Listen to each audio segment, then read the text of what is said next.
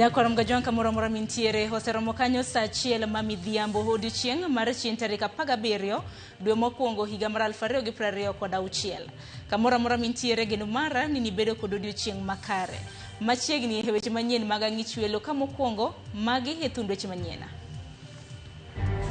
The Commission hereby declares the elected president declares candidate Yoweri Kaguta Museveni. Yoweri Museveni oyier kendo e tielo mar 7 kaka jatend piny Uganda. Tok yombe yiero gi atamalo 71.66 mar ombulu. Even though our fee for this time is just 6,000, that tells you how the community looks at these learners.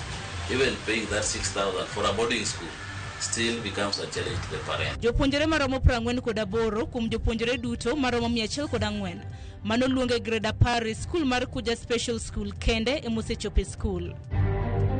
Ndara nigi portals from koa Luanda nyaka Kala. Accident ni ndara ni seriously. Sama thin ji otho accident mar mtokni mar jopikipiki. Jodak monyinyore e sub county magem e Siaya. Yuago reyo e wirach mar apaya mawuok Akala nyaka Luanda.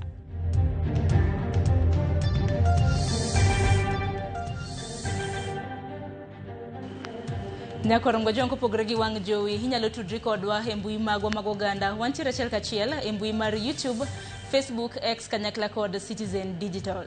Machiegni bedo koro nyaka giko mar weche manyien mago mag ang'ich welo. Nyinga Sharon Ong'ao antiere ka kod Wilson Ochuka makonyo e loko wach machiegni. Yoweri Museveni oyier kendo e tielo mar 7 kaka jatend piny Uganda. Loch mar Museveni biro e seche ma jatend kweth maketo sirikal no tesre e pinyno mano Robert Kagulanyi mong'ere kaka Bobi Wine ma bende ne nitiere e ng'welaro kom tend piny Uganda kwedo duoko mag yiero kowacho ni yierogo ok otim e yor ler. Jose Duor gi ler mathoth. Gikone to duol mochung'ne yiero e piny Uganda olando Yoweri Museveni kaka jaloch e ng'welaro kom tend pinyno e yiero maduong' manobagi tarik 15 dweni. Museveni ma jahigni 81 bete kom tend piny Uganda e tielo mar 7 bang' yudo atamalo 71.66 mar ombulu kiluwe kod Robert Chagulanyi kata Bobi Wine moyudo atamalo 24.72 mar kwan ombulu milion 11 mane oluti. Candidate Yoweri Kaguta Museveni, having obtained the highest number of votes in the election and the votes cast in his favor being more than 50% of the valid votes cast at the election, the Commission hereby declares the elected president declares candidate Yoweri Kaguta Museveni. Koloso e tipo mane oketo e mbui mare, jatend kweth maketo sirikal tesre Bobi Wine okwedo duoko mag yiero kowacho ni yierogo ok otim e yo malong'o. We reject whatever is being declared by Mr. Byabakama because those so-called results that they're declaring are fake and they don't in any way reflect what happened at the polling stations or what is at the declaration forms. And therefore, those results, the so-called results, are fake. Bobi Wine bende olero ni obila ne omonjo ode kendo en kachiel kod min ode odinnegi ei odgi wach ma obila okwedo katendo obila lero ni obila notere e alwora mar ode kaka yor jiwo arita e pinyno. My wife and I have been under house arrest since the 15th of January when we had elections.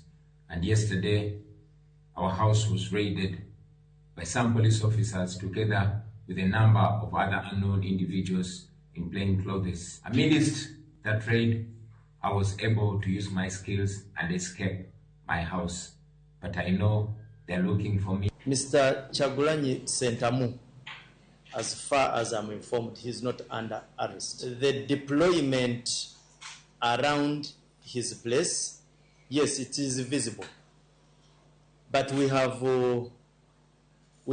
deployed in all areas where our intelligence estimates give us a point to such areas as areas of interest. Obila bende oyango ni tulo ne obedo e pinyno otieno ma piny orugodo kawuono ka nitiere jogo ma obila omako kendo nitiere joma owito ngimagi.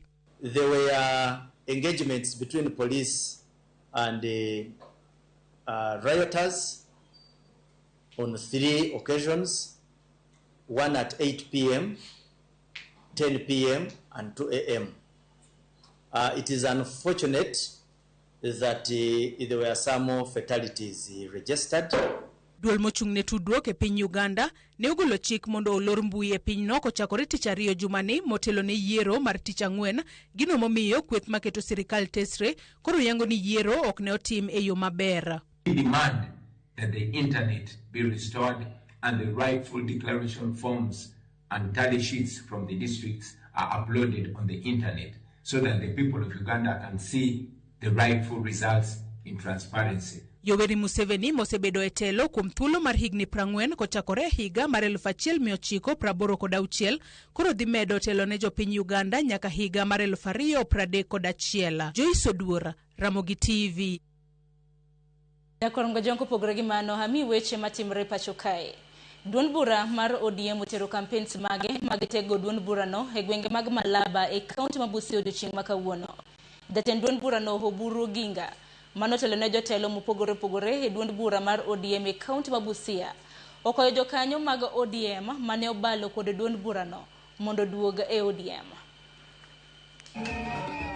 E romo margi ma kawuono e gwenge ma Malaba e kaunti ma Busia, romo mar tego mbi mar duond bura mar ODM midendo kaka Linda Ground, jotelo mopogore mawuok e duond bura no osingo mar tiyo kanyachiel mar neno ni mbi mar ODM onene gwenge ma pacho kae. Kotelnegi kod ogai margi Dr. Oburu Oginga giango ni kaka ODM gi kore mar riwo jokanyo duto mag duond bura no. Tuko kwa broad base ambaye ni loose kidogo, lakini tukiendelea mbele tutaongea na hawa na watu wengine from a point of strength, na nyinyi mkinipatia hiyo idhini tutahakikisha ya kwamba we get the best as the biggest party in the country. Our party is the biggest party in the country, and we cannot be given peanuts. We must get our fair share. Dr. Buro medo ni kaka ODM e kinde magibiro toa kod duond bura mar UDA ok gibiye mondo dwaro mar githich oko. Komedo ni ODM en duond bura mantiere kod mbi kendo moseda kuom thuolo malach e pacho kae. Amenipatia mamlaka ya kukaa kwa hiyo driver seat, mimi nitaendelea na sitaogopa. We are not going to be distracted by side shows. We are not going to be distracted by side shows. Wale ambao wanafanya side shows huko na huko, mimi ninawaomba warudi kwa chama, warudi kwa mainstream, warudi kwa wananchi. Mimi sitaki kutaja jina la mtu, hawa wote ni watu wetu.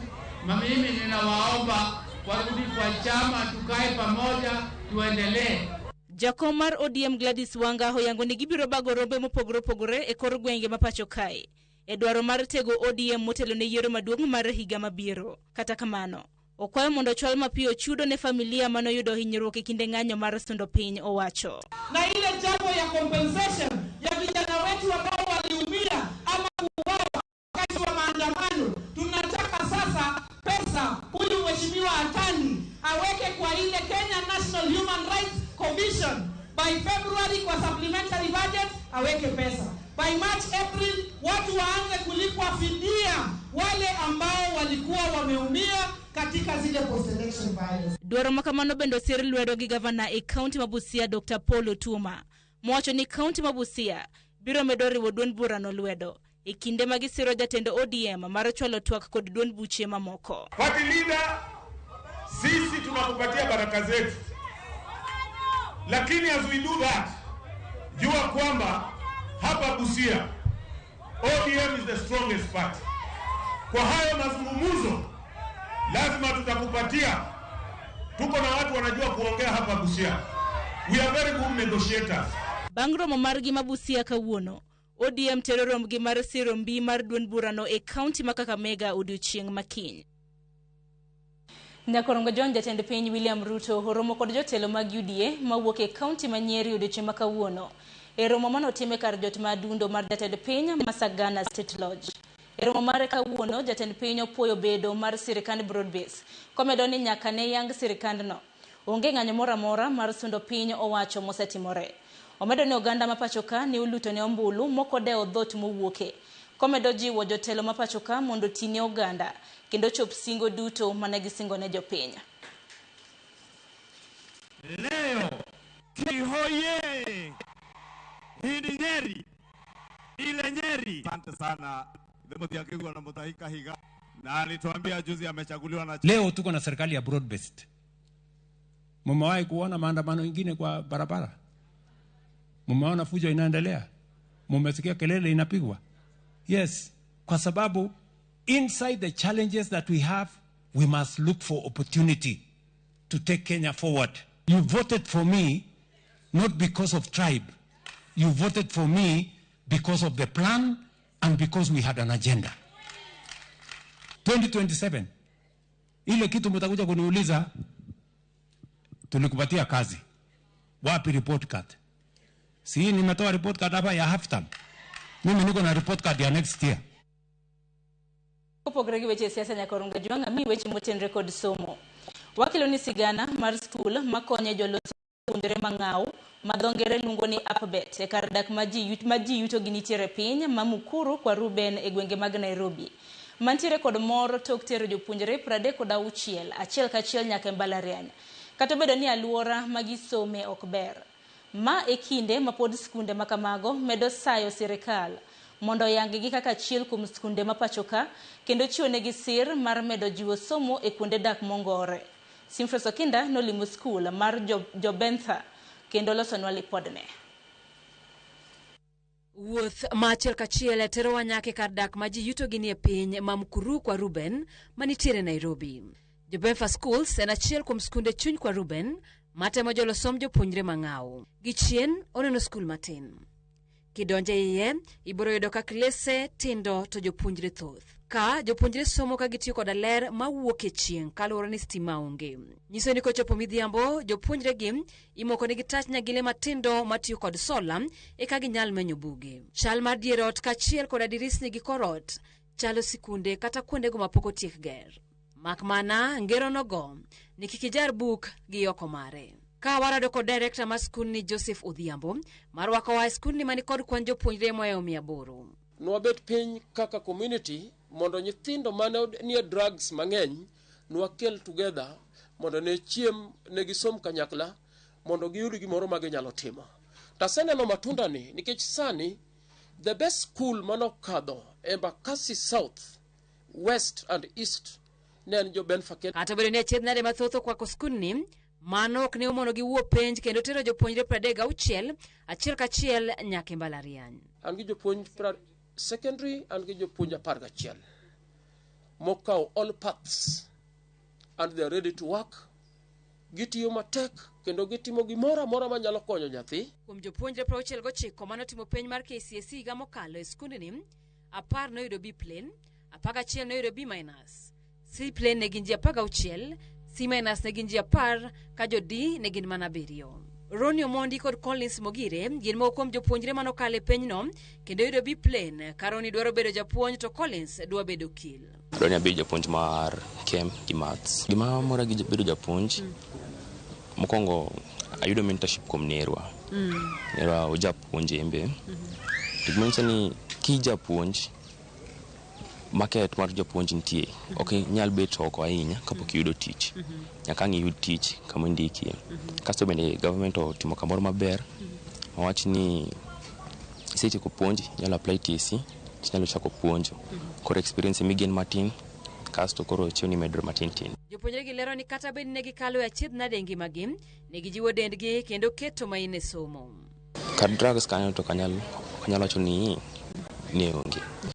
Gimang'e ni ban influence nitie, chandruok moko matin tin nitie, koso osipeni nyalo nyisi ni wadhi watim kama ema ni e school bende nimiwaga guidance. Koro kar guidance kanyo minyalo jiwi. Kaso japuonj bende notimo nini no keto program moro maber, ki perform maber no sponsor yi. Koro notimo ni itimo marite ondi kon janyuol be. Of course I was in a day school, so coming early in the morning normally I came I used to come to school at exactly 5. I'm in school. So that's one of the challenges on the way you can imagine how the challenge can be. Chiel kuom wich bar maduong' ma skuni ni godo in rem mar gige somo ka gimedo jiwo sirikal mondo jol som jopuonjre mang'aw kendo sir skunde ma kamagi. Apparatus wan go wakano gani manika ochopo samar practical wanyalo bilo wa assemble gik moko wapango mesni e class kanyo kasukolo kanyo imabedo labwa kosepango gik moko to wanyalo timo experiments koro kar laboratory kanyo to onge emani apparatus ntie mesni ntie wanyalo timo. Kado bedo ni skunde mag Upbet kaka jo Benfam konyo kama duong' e jolo som jopuonjre mang'aw. Kwayo margi mondo nywandgi e skunde mag piny owacho kendo giyud kony pok onyago lemo. Skunde ni onge laboratory, skunde ni onge library, skunde ni onge gimoro amora manyalo konyo nyithindo gi somo. Koro nakwayo ng'ata manyalo nena kama entie mondo kony skunde ni kata magero laboratory mar jo grade 10. Gie thuolo ni skunde mag Upbet gin moko kuom skunde mapok opuodhi mondo chiw kit somo e rang'iny mar senior kaluoro nitiere ni gino nyalo nego skundegi matemo kama tek e konyo jopuonjre. Simfrozo Kinda, Ramogi TV. Kopogre gi Manyakwar Mgajwang, jopuonjre maromo 48 kuom jopuonjre duto maromo 104 manoluongi e grade 10 skul mar jopuonjre mantiere kod ng'ol mar winjo wach kata momo mong'ere kaka Kuja Special School for the Deaf emos chope sikul. Kaka jafwamb marwa George Jumalero, ma en achiel kuom sikunde madongo kata national school mago mag jopuonjre mantiere kod ng'ol. Ka penjo mathoth en ni ang'o momiyo kwan mapiny emosechopo mar dhi nyime koda sombgi. E giko mar tarik 16 mar dweni, mano jopuonjre maromo 48 kuom duto moluongi sikundni maromo 104 ema ne osechopo kawe kod lipot mogol kod 10 skul ma Kuja Special School for the Deaf. Mae kelo penjo gimomiyo kwano duong' mag jopuonjre mag grade 10 pok odonjo sikundni skul meneche kuom skunde madongo kata national school mag jogo mantie kod ng'ol mar winjo wach e piny Kenya mangima. Japuonj maduong' mar sikundni Daniel Rabudho wach ni ka opogore kod pek mar chulo omenda mar somo thoth jonyuol mantie kod nyithindo mong'ol chal ka gima okodeo som nyithindogi. Pick students from the whole country, so that could be traveling challenges. Even though our fee for this term is just 6,000, that tells you how the community looks at these learners. Even paying that 6,000 for a boarding school still becomes a challenge to the parents. Rabudho wacho ni omenda ma ichulo ne jopuonjegi ma bende dak e sikul odwok piny kod piny owacho nyaka 12 kende e higa ka higa to pod kwan jonyuol mathoth okel nyithindogi e sikul. Most students from hearing students we are admitting, most of them come even without school fees. Even currently, we have admitted 2 students without paying fees. Mana kaka sikunde mamoko osebiro kadhi nyime kod nyiso morgi ka otende kod duoko mar penj maduong' mar klas 12 e higa mag 2015. Skundni ma Kuja Special School for the Deaf bende kinde ma okwongo ne obedo kod japuonjre ma okwongo yudo min grade mar B-. And for the last, in the history of this school again, this is the first time we have taken 3 to the university, with the top student getting B-. Tend sikundni ne oloso nyasi mar dhialo japuonjni moyudo min grade mar B-. How did he get that? Reading, revising, because he believes in working hard, and he believes that those who are disabled are also able to work hard and pass exam. So I want to encourage all these other students also to continue working hard, and in future he wants to be a lecturer. Ginyuol ka achiel kod skunde moko e kaunti ma Migori bende koro pod dhi nyime mar nyiso morgi ka otende kod duoko mar piny maduong' mar higa 2015. My former school is Maseno School, and it all began here at Ebenezer BF Christian School. I scored a plane of 84 points, and that really made me feel happy. Basically, it's a long story, of course, a story of solitude, but I usually seek to find opportunity at that time of solitude. Thank Almighty for seeing our former learners of Ebenezer Christian School excelling in the national exams. Here we have the two. One has stopped with 84 out of 84. George Juma, Ramogi TV, Migori. Kopogore gi manya kwarom gajwang' ami weche mago motenre kod somo bende mapod wadhi godo nyime. Jopuonjre 1,200 mantiere kod dwaro mar omenda mar somo e ward ma Kibiri e kar chung' od bura ma Karachuonyo obedo gi fungruok bang' yudo omenda maromo $5.3 kowuok e agulu mar riwruok mong'ere kaka Auma Nyagoro Education Fund. Sir makamano obiro e kinde mathoth jonyuol e gwenge mopogore opogore pod odiwo gi nyithindo e udi ahinya to madonjo e grade mar 10 kaluwore gi nok mar school fees. Ali Abich gi ler mathoth. Jopuonjre 1,200 mawuok e ward ma Kibiri ka chud bura ma Karachuonyo kamoting'o mago madonjo e grade 10 skunde ma senior secondary mopogore manoluonggie madhi nyime gi somo e skunde mag secondary mbalariany kod kuonde tiegruok mamoko koro yudo fungruok bang' yudo siri omenda mag somo mabiro jologi e skunde ma gintie. Omenda maromo $5.3 mowuok e agulu mar somo ma ong'ere kaka Auma Nyagoro Education Fund mane ochaki jatend migawo mar omenda sirikand kaunti ma Homa Bay Solomon Obiero ma en patron mare gi dwaro mating'o malo rang'iny mar somo e ward ma Kibiri. That education makes the child of a poor man rise to become a president. That education makes the child of a widow become a member of parliament another day. As people of Kibiri, professionals of Auma Nyagoro, we have come together to make sure that no child in Koyugi, that no child in Wadgone Nyongo, that no child in Kanyipir goes back home without attending classes. Pok mago omenda go biro e kinde ma jonyuol mathoth e gwenge mopogore osebedo ka golo ywak margi ni pod gikwamo kod nyithindo pacho ma ok ginyal donjo e grade 10 skunde manoluonggie kaluwore gi nok mar school fees ka Obiero wacho ni omenda mana gichiwo ne jopuonjre go eko ne osechwal e skunde mopogore ma gisome kendo onge japuonjre mabiro dong' pacho e Kibiri mangima nikech nok mar school fees.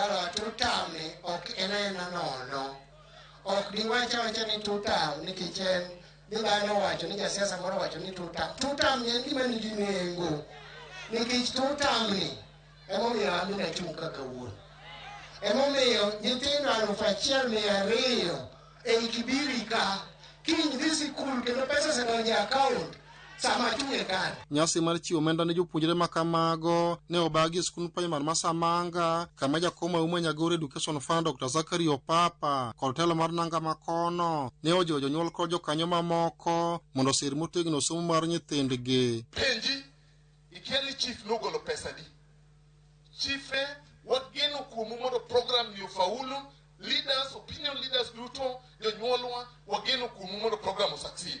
Ubiro succeed kijitolea kitamori migeng'o nyathini onge kuma wabiro dhiye, wabiro riembe to kapok wariembe taruwa kiiye mondi.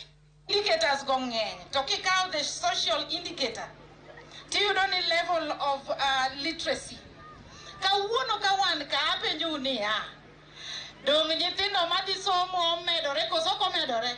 Bende gikone riwruok mar Auma Nyagoro en mar dongo gwenge mag Kibiri kendo onge tudruok e weche mag siasa. Auma Nyagoro dwa bedo osiptande e thurwa ka. Dakupamne man.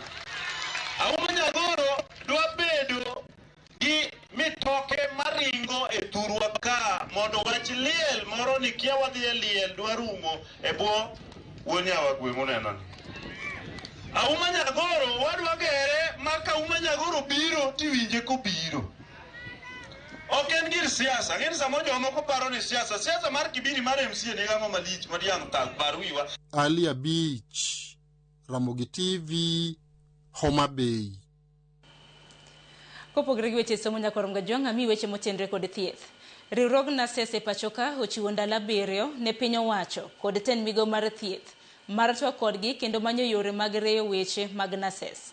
Jagoro maduong' mar NAN Mano Seth Panyako bende wacho ni tend kaunti ma Nairobi pok otwak kodgi e wi ng'anyo mar lakteche ma Nairobi. Efi Nyakidi miyo ler. Kagitwak gi jofwambo e apise gibore Nairobi, tendriwruog nurses pachoka Kenya National Union of Nurses NAN wacho ni nurses okosebedo gi alwora makare mar tich kendo piny owacho kaachiel kod tend migawo mar thieth ok mi pek midhiero ma nurses kadhe. The Kenya National Union of Nurses and Midwives is gravely concerned about persistent injustices and systemic failure affecting nurses and midwives in public health sector. Despite their indispensable role in safeguarding the public health, nurses continue to face blatant discrimination, neglected agreements, and inequitable treatment. Kuom mano, gichiwo ndalo 7 ne piny owacho kaachiel kod tend migawo mar thieth mondo gilalre e wi ber alwora mar tich ne nurses, ka ok kamano gibiro chiwo notice mar ng'anyo. First 7 days we have issued is for them to engage us. At the lapse of the 7 days, we are going to issue now a strike notice. This is a communication to them that within these 7 days engage us. Within the 7 days, if they don't engage us, we will now go on the ground and engage all our members so that we get the views of the National Advisory Council to authorize to issue a national strike. Kopogore gi mano, gidwaro ni ute thieth kaachiel kod counties duto okete tim winjruok mar dok e tich ma higa 2017 ma giwacho ni chiwo lai makare mar tich ne nurses e piny Kenya mangima. Bende giywago bedo ni nurses mane ondiki e bwo orak mar Universal Health Coverage pok ondiki e yo mongirore kata obedo ni orak mekgi dhi karumo. Kuna watu ambao tunawaita waliandikwa na serikali UHC, Universal Healthcare Workers, ambao hatima yao walikuweza kuweka kwenye mikandarasi ambao wengine inaisha mwezi wa 4, wengine inaisha mwezi wa 5. Serikali iliweza kutuambia kwamba ilijitokeleza ikasema imetenga hizi pesa ambazo zipo. Wamelifanya budget na ambazo hizo pesa zipo. Tunawauliza, mbona waweza kuwapatia makaratasi yao ya kusema kweli wamewaajiri kwa haki na ukweli bila kuwafanya wafanye kazi kwa kandarasi? Hizi siku zinapotimia kwenda kuisha, wanataka waende wapi? Watakuwa watu wa Kenya wanani? Watakuwa watoto wanani? Kaluwore ni jochiw thieth duto e kaunti ma Nairobi oriwore gi lakteche ng'anyo margi, Panyako chiwo ler ni tend kaunti ma Nairobi pok otwak kodgi e wi nurses ma Nairobi riwore ng'anyo makamano. It is true that nurses are on strike and other health workers in Nairobi on genuine issues. Doctors have been out for quite a long time. Clinical officers followed, and now nurses and other health workers have also followed. We have not received any invitation from the county government of Nairobi to engage us. The only communication we received yesterday was when the county secretary was reduplicating and reduplicating the laws in the book, explaining to us, trying to educate us that health is an essential service, so on and so forth. Efinye Kidi, Ramogi TV, Nairobi. Nyakoro mgajwang dakika en 26 tok sa achiel ma midhiambo kapok akawo yo matin nasema ni moko kuom ote mabende donjo thuthu anno ka oro ote kotendre kod yiero maduong' mabende notimre e piny mano mar Uganda manyaka sani noseland kanyo ni Museveni e jatend piny mano mar Uganda e okang' mano mar 7. Kasamote mamoko obila Shemutho wacho ni Greeting Sharon imor gi weche manyien mag ng'ich welo isiro kendo imor gi campaign mano mar ODM wacho ni mae ditego party jok mobalo hoyo odog mondo teg party. Mar ariyo iwacho ni wasiru ker marwa mondo wadong Kenya mogik kik nyathi ma okalo penj dong dala moko dhi skul joge wa manyalo mar mondo mi osir nyithindo makamage. Kopogore gi mano Polo Nyango kintiere Ralingo Asembo iwacho ni bende weche manyien choponu heyo makare yeno mar muko yo matinya korom gajwang bange yueyo matin wadhi bedo koda weche mathoth mabende pod abro bedo kwa kilo ni chenro mano mar ng'ich welo kik dhi mabor.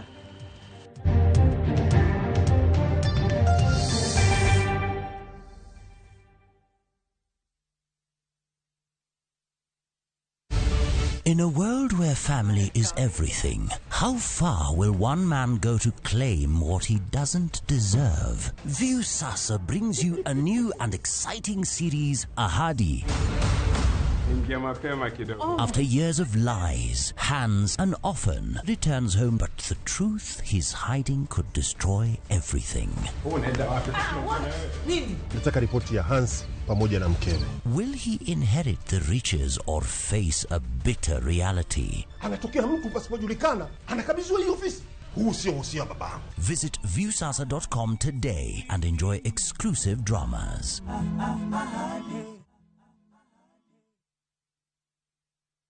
Are you a Kenya government civil servant na uko na emergency? Maybe your child is sick, rent is due, or an unexpected trip came up.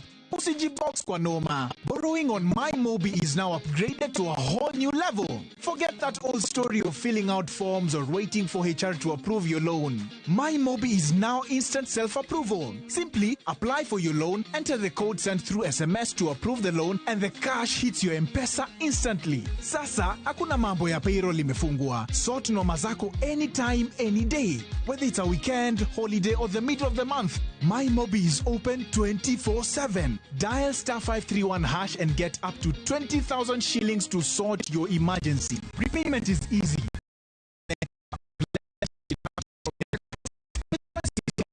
No work, no drama. Ni wewe tu na simu yako. With MyMobi, now you're in control.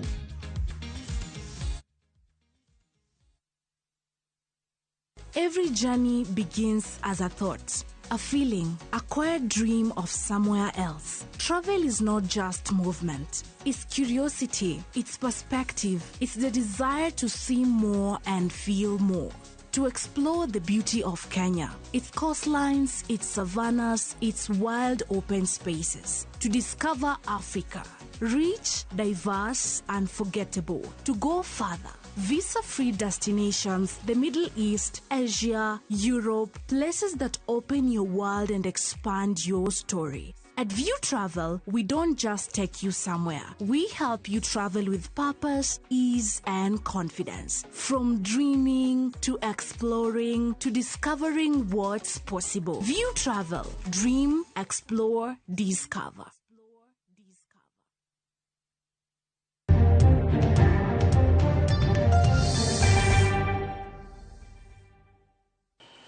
Ndakorom gajwang dakika ni pradek tok sachiel mamidhiambo machiegni wadhi nyime gi ang'ichwelo. E sechegi mathoth jopuonjore kwa meudi kaluwore gi nok mar omenda mar terogi skul. Riwruog jolony ma joluo Mombasa midendo ni Luo Professionals ne obiro kanyakla kendo siro som jopuonjore mohew 60 kod omenda mohew siling milion 1. Ma gikone ne gitimo kaluwore gi pek magineno kathoth jonyuol kale.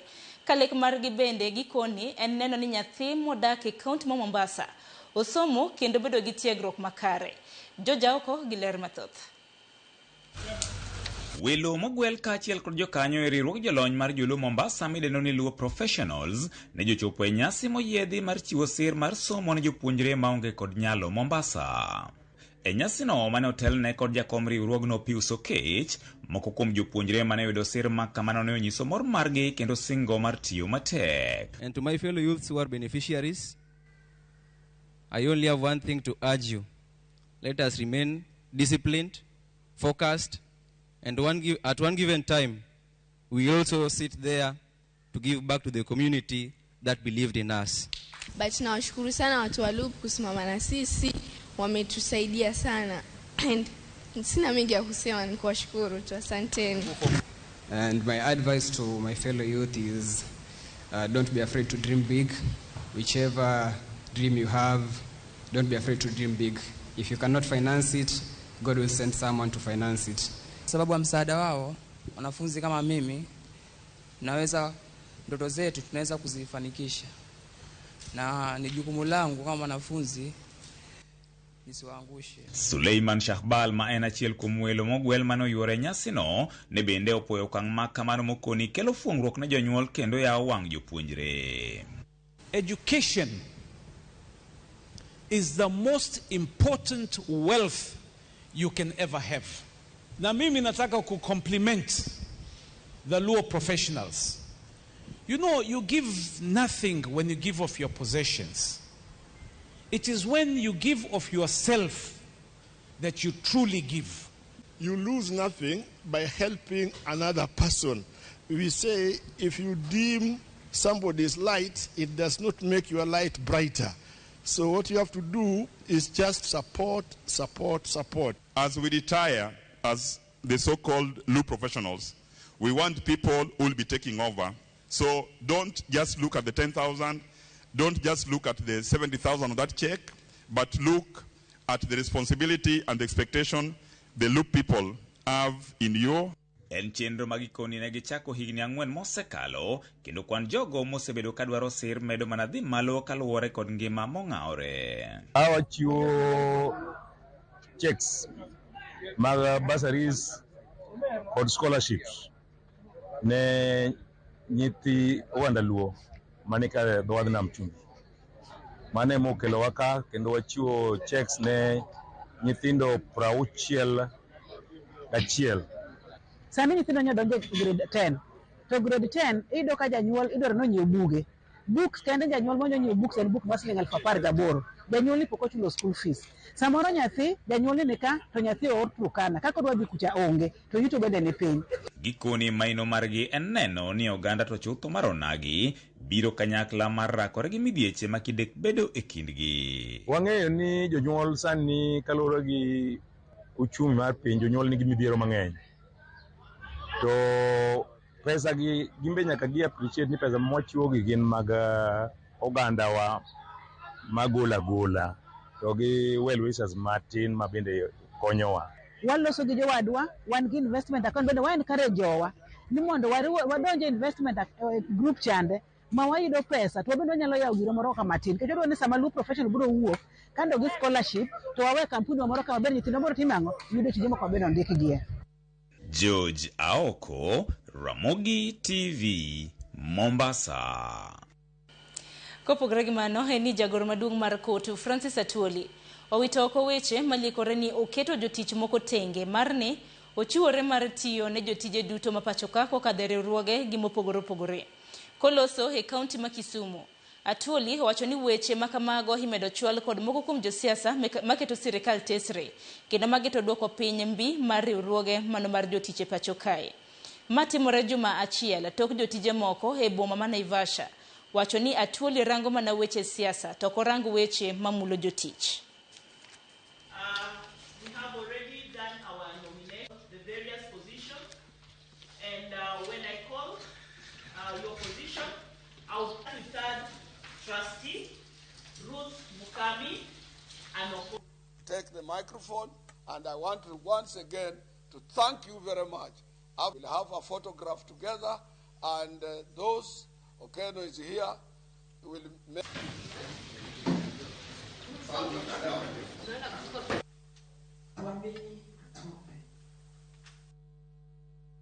I cannot see anybody who can coordinate from the coast to west. I don't see anybody. I'm not seeing anybody. I'm not seeing anybody. I can tell you for free.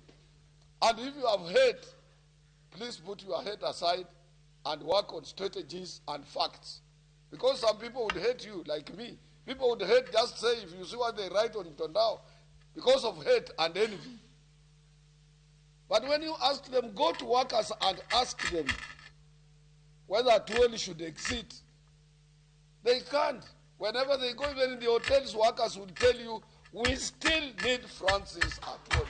Workers will tell you, we still need Francis Atwoli. Workers will tell you.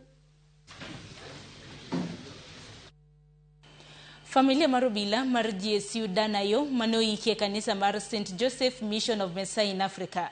Pod chunygi moko bang' apisas mag obila kotenre kod mago mag thieth golo ringre ma ok mar wuodgi. Familia no ochuno mar mondo mi ochung chenro makamano mar chiwo lalruok e wi okang' ma ibiro kawo. Jojuma nigi ler mathoth. Geno mane familia mar obelno ma GSU Danayo mane oiki e laro mar kanisa no mar St. Joseph Mission of Messiah of Africa e gwego mag Rongo nitirego ni gidhido ringre wuodgi ne mondo gidhi gi gwego mag Nyamware e kaunti ma Kisumu kawe kod chik manogol kod doho ne orem chopo. Mae obiro bang' obila kod apisas mag migawo mar thieth mane omi thuolo mondo korgol ringre Dan Ayobur ne ogolo ringre mar dhano ma ichichgo no ken mano mar obila mosenindo. Eno ne wantiere gi mor ahinya ni kawuono to wa win court wadhi gi owadwa dala wadhi kwa mor. To kuom hawi marach kwadhi to ayudo ka ringre no nok mar owadwa. Sirikal wadwa no konywa. Nikech kwachako chopo ka kendo ochako makuonayo tek wachako wadok e kuyo kendo ok wan gi mor. Confirmation osebet to onyiswa ni mondo waduog back nyaka Rongo police station. Kuyo ma wan godo manyaka sani wan go ni jaduong' mawuona yo e thuolo ni oninde sel nikech weche moko ochopo ni e thuolo manwadhi manya yo e kanisa ni weche moko ne nitiere manotimore. Familia ni mar obila mar Jesu mosenindo ka otele kod John Ogutu wach ni kane gichope kar kano ringre mami goli level 4 emne giyango ringre manie gol ok en ringre mar Danayo ten ringre mar miyo. Ka wasebiro kaeri wayudo ogolo ringre ndo kare ringre no ko Migori to yud kare kanok mar owadwa no oyud ka ne en mar ng'ama mama. Gima wasekawo kuom muda mang'eny magombowa ne wadwani mondo wakaw ringre marayo mondo waterie odhi oyik Nyamware. Mae osekelo penjo mathoth malo duoko ka kuom familia mar Mosindo Danayo mapenjo gimomiyo jogo mantie kod ng'eyo kama noik ringre wuodgi ne onge e kinde chenro mar golo ringre e laro mar kanisa no. Nitiere jedek mane nyalo ng'eyo nwa kama yo no kunye maber. Achiel kuomgi en chief of the area. And to that, ne nyathi yo maja grade 8 sano dhi grade 9. Ng'at mar ang'wen en jauda yo of which ne ok apia kama nonego miwa e position manu yike chwore. E kinde ng'eto mar bura ni mani ogolo do mar Rongo tarik 8 mad mar 8 mar higa mokalo do ne ogolo chik mondo min od obila ni Mosindo Danayo obedi e kinde ma igolo ringre kendo siem kama no ike ringre obila ne. Okil mar kanisa no mar St. Joseph Mission of Messiah in Africa Bernard Achola wach ni apisas mag obila kod mag thieth mane omi thuolo mondo koro gol ringre obila ni ma osenindo ok nyal dhi nyime kendo kod chenro ni nyaka jabero mar piny owacho tim nonro kendo yango ni ringre mani ogol e burni ok en mar Mosenindo Danayo. Duogo report moro duogo ni ka irango ringre mane oter kacha yudore ni ringre cha ochalo mar miyo ok ochal mar dichuo to kata kamano ne ok ginyal duoge mondo giike nikech nitiere procedure manyaka to lu koka mano nyalo timore. Number 1 of the procedures manyaka lu en ni nyaka government pathologist luongi ma conduct examination mo fweny ni mae eri en ringre mar ng'ama dichuo koso mae en ringre mar ng'ama miyo. Esini mage timore okil mar kanisa ni St. Joseph Mission of Messiah in Africa wach ni ande gitero ywakgi e doho mar ywagruok ka otende kod kesni kendo girito duoko. George Juma, Ramogi TV, Migori. Kwa wuke weche matimre e kaunti ma Migori, hatieri weche matimre e kaunti ma Siaya. Jodak ma onyinyore mayudore sub kaunti ma Gem e Siaya ywago reyo e wi rach mar apaya mawuok Akala nyaka Luanda. Magi koni kelonegi hinyruok kod lal mathoth e ngimagi ma pile ka pile kokalo kuom masiche ma kinde ka kinde. Gino makoro miyogi tich matek. Millicent Adhiambo miyo ler mathoth. Mae chal mar apaya ma Akala nyaka Luanda. Picha mako kabugni otimonewa e apayani.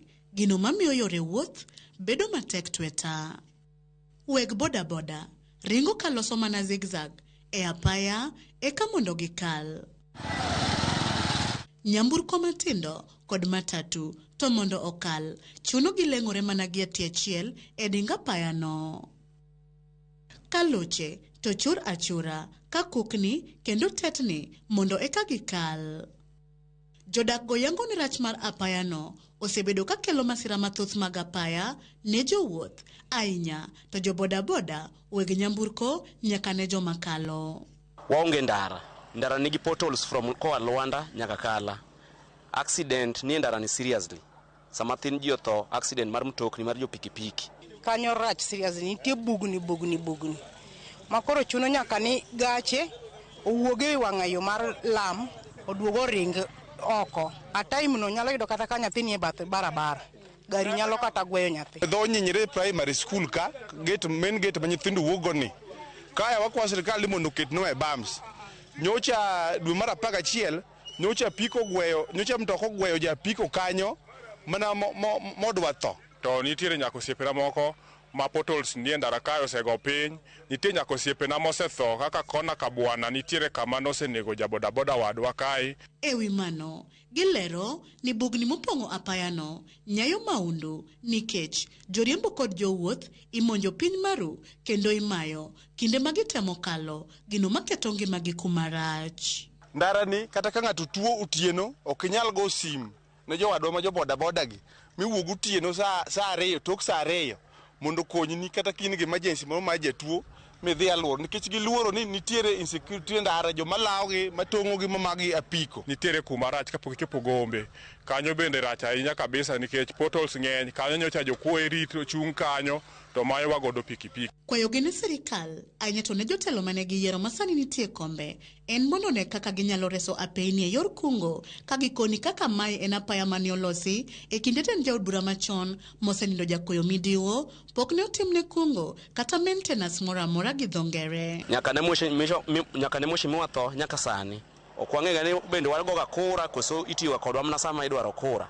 Koro wakwayo MP wa matiyo ni problem ma kuonde gi oringe sima kata kobiro ekte liete kuonde go obone no shida mantiere ndernigi. Jakoyo mono loso ndara lakini koyo sa na maintenance mondo timno maintenance mondo bed maber. Kora wakwayo sirikal mane wayiero kotelo buo mheshimiwa Akuba Banku Tuch mondo donjre wachni mondo konyo kaka jogo mane manohere manomiyo mbulu mondo mi wachni mondo rum. E kinde ma jodak go buono biro weyo luto ombulu ne jotelo magiseyo ni osejuong'ogi kuom igni bora ka ok winj ywakgi. Gigeno ni wang'ni ywakgi ewi rach apayano ibiro winji kendo kawo okang' mapiyo mar lose kendo kunge mondo giyud fuong'ruok. Kora wakwayo MP marwa kaponono ni owinjo ywakwa to be onyalo dware ni wan bende mbele kaa onyalo dware ni mondo watimne gimoro to losnwa barabarani. Millicent Adhiambo, Ramogi TV, onyinyore e South Game, Siaya County.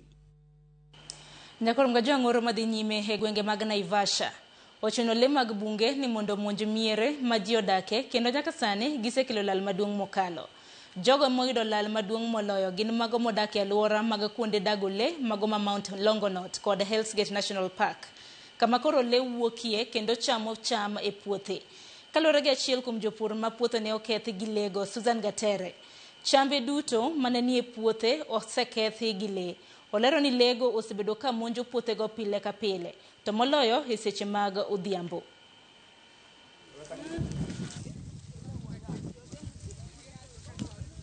Tumbuliwa sana na hizi nyati zinakula kila everyday, na tumekuwa tukiita watu wa KWS na wakikuja sioni usaidizi juu the following days zinakuja. There's a time they came na wakasema watakuja at 12 during the day na hawakurudi. So na kwangu umeona venye wamekula sana. Nimekuwa nikilima na nalima na maji alafu wanakula, so it's a big loss. Watu masaa ya saa 2 hawa wanyama tayari wamefika, na hapo ndio watu wanaanza kurudi kutoka makazini wakirudi nyumbani. Kwa hivyo sasa kumekuwa na shida. Haya ndio. Kwa hivyo mwenye hawa wanyama tunasema wakuje wachukue wanyama wao ili tuweze kulima tukiwa hatuna shida, tuweze kuweka mafenzi zetu tukiwa hatuna shinda. Walilala kwangu siku hiyo ndio walifanya madhara, sijui kama ni Christmas ama ni nini walikuwa wanatafuta, waliharibu shamba yangu mzima. Sasa naomba compensation, angalau tu mbegu tu turudishe, tugoje mvua, na Nyamathi ni bahari ya jua, sisi tunategemea Kaguru hii mboga ya sukuma.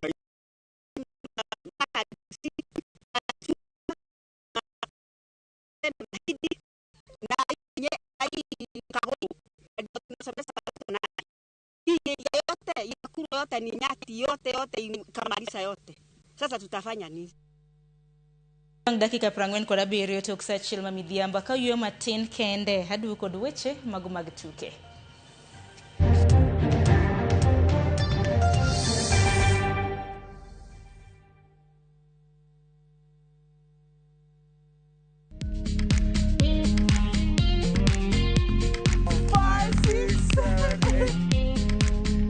For all matters health, watch Ndakitari in Kikuyu. Penj Daktari in Luo and Uliza Daktari. Hivi viharusi vinatoka upande wa roho, wa moyo. Uteredio horo wa wellness check-up.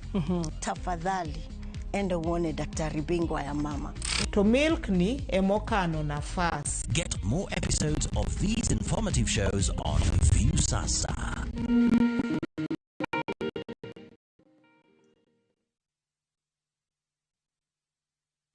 Teke na Wigo Boda. Chanua Jam, fika on time at the lowest charges in town. Vaa helmet and ride in style. Ni safi, ni safe, na ni easy kwa mfuko yako. Wigo, your trusted ride. Download the app now. Ama SMS Wigo to 20425. You'll fike right on time. Wigo, your trusted ride.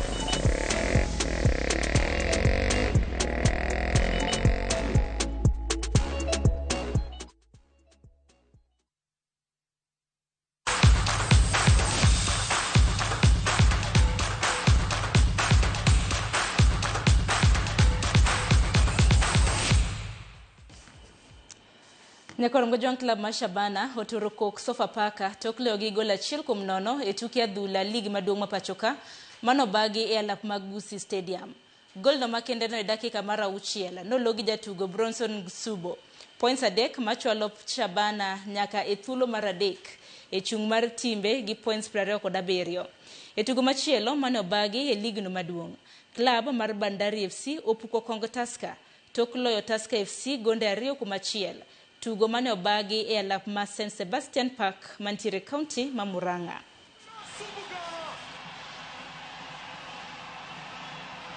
Anatanguliza mapema kabisa Wamature Bobe. Ameubeba upendo kutoka Kampala. Ameubeba upendo kutoka Entebbe. Ameubeba upendo kutoka Jinja. Simu zinaita. Amefanya makosa kuipokea simu Sofapaka. Ujumbe uliopata unatisha. Bronson Serumiran Subuga ilipambaniwa mali katikati ya umma ule. Shot ya kwanza ilikatwa ikaingia kwake Bronson Serumiran Subuga. Labda ongele